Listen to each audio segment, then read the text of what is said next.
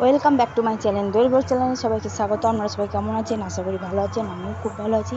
তো আমি এসেছি আমার বাড়ি শুনুর। আর শুনুরে আজকে জয় দুর্গা পুজো। আর সকাল থেকে ব্লগ স্টার্ট করে দিয়েছি। আমাদের খাওয়া দাওয়া হয়ে যাওয়ার পর আমরা যাচ্ছি এখন ঠাকুরতলায়।